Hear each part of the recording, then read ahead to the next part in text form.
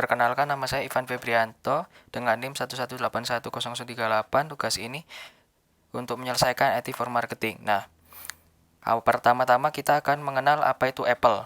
Nah, Apple itu adalah perusahaan teknologi multinasional yang berpusat di Cupertino, California, yang mengembangkan beberapa macam, yaitu adalah barang elektronik seperti Macintosh, terus ada alat-alat konsumen, perangkat lunak seperti iPhone, dan komputer, dan beberapa layanan seperti Apple Watch, seperti itu. Nah, Apple didirikan oleh 3 pendiri pertama, yaitu adalah Steve Jobs, Steve Wozniak, dan Ronald Wayne pada April 1976.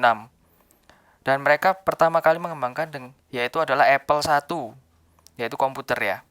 Nah, Apple ini juga pernah mengalami beberapa kegagalan di saat Apple mengeluarkan Macintosh TV yang mengombinasikan sebuah komputer dengan TV.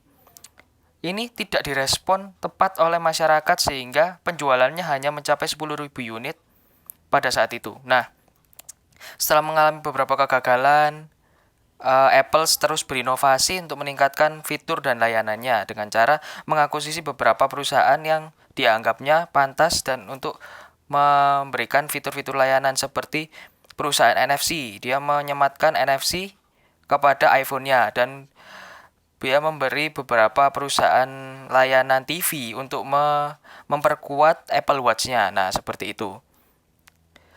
Nah, beberapa perusahaan juga dibeli itu dengan rentang waktu kurang lebih 2-3 minggu dan Apple itu langsung dengan gercep langsung membuat sebuah fitur dengan adanya akuisisi ini menyediakan fitur-fitur yang akan dipasang pada produk-produknya. Nah, inovasi yang Apple yang paling sukses adalah mengeluarkan sebuah seri yang kita akan bahas ini adalah iPhone. Nah, iPhone sendiri itu HP pintar yang mempunyai sistem OS tersendiri yang dinamakan iOS. Nah, di saat pasar digempur dengan Android yang berbasis Google itu, iOS dengan pintarnya membuat suatu sistem OS tersendiri yang dinamakan iOS. Nah, itu.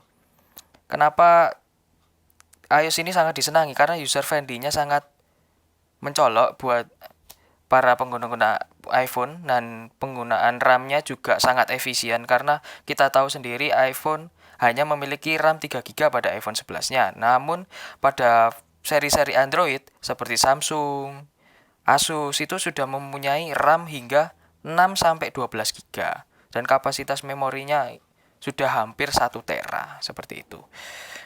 Nah, didukung karena dengan tingkat keamanan yang sangat tinggi, Apple secara cuma-cuma akan memberikan beberapa jumlah uang untuk barang siapa saja yang bisa menjebol keamanan dari Apple ini sendiri. Sehingga dapat dipastikan keamanan dari sistemnya tersendiri ini sangat bagus. Nah,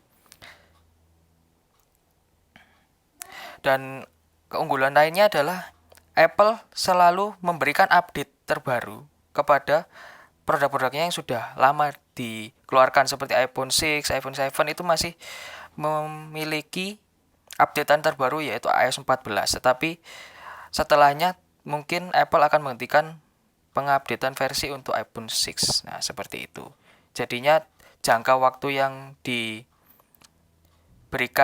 Apple untuk sebuah produknya itu dapat dibilang cukup panjang karena kita tahu sendiri iPhone 6 dan 7 itu sudah berapa tahun yang lalu dikeluarkan tetapi masih mendapatkan update-update.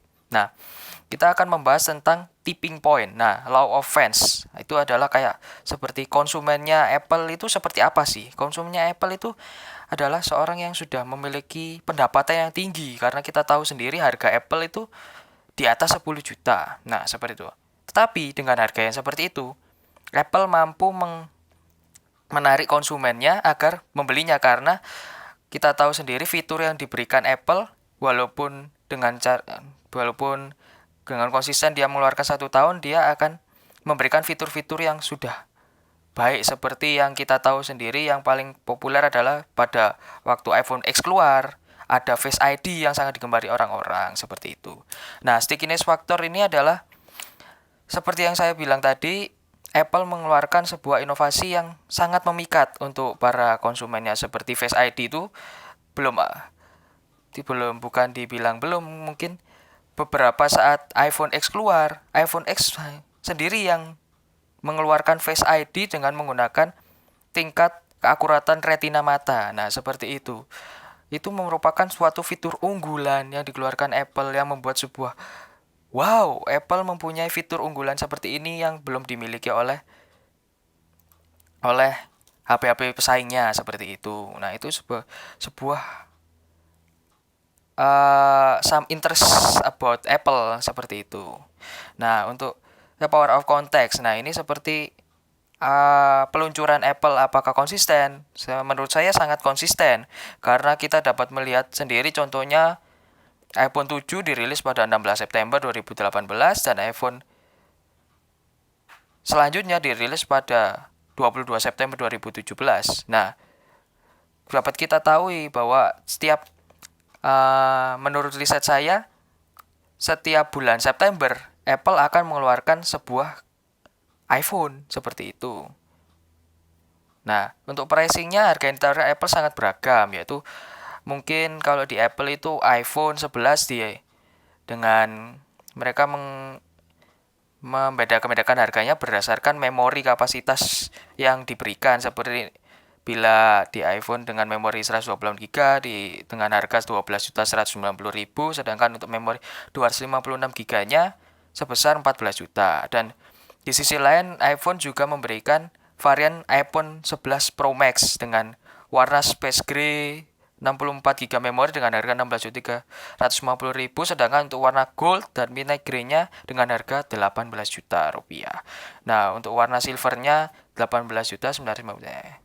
Nah, itu segitu pricingnya oleh Apple. Sekian, terima kasih dari saya.